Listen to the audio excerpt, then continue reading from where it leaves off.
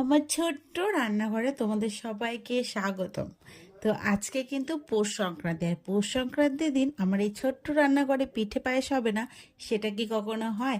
তার জন্যই আজকে করব হচ্ছে চুষি, আর তার সাথে হচ্ছে মালপোয়া। চুষির আগে কি করলাম, জলটাকে বসিয়ে দিয়েছিলাম, আর জলের মধ্যে চালের গুঁড়োটাও দিয়ে দিয়েছি। সুন্দর করে মেখে নিয়েছি, আটা যেভাবে মাখে সেভাবে। আর তারপরে এখান থেকে আমি চুষি কেটে বের করে নিয়েছি। অত সরু সরু চুষি না, কিন্তু যতটাই পেরেছি বেশ ভালোই হয়েছে। তার সাথে সাথে দুধটাও জাল বসিয়ে দিয়েছি। দুধ ভালো করে জাল হওয়ার পর চুষিগুলো দিয়ে দিয়েছি, আর দিয়ে দিয়েছি গুড়। এই কি সুন্দর গন্ধ, মানে কি বলবো, এই গুড়ের গন্ধটা আজকের দিনে ভীষণ ভালো লাগে। আর আমার তো খুবই ভালো লাগছে, এই ছোট্ট রান্নাঘরে আমি এত সুন্দর ছোট্ট ছোট্ট রান্না বান্না করছি। মনে হচ্ছে সেই ছোটবেলায় ফিরে গেছি।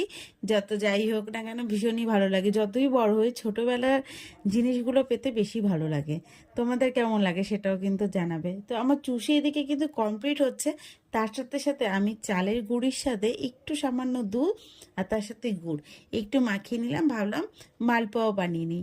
হঠাৎ করে কিন্তু জানো মৌরি দিতেই ভুলে গেছিলাম। যাই হোক, তারপরে নিয়ে এলাম পাটকাঠি। পাটকাঠি দিয়ে আজকে আমি আমার রান্নাটা করব।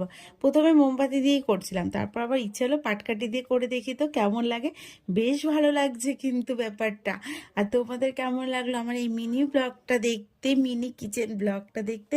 যদি ভালো লাগে ছোট্ট করে কিন্তু একটা লাইক করে দিও, শেয়ার করো, কমেন্ট করো। টাটা।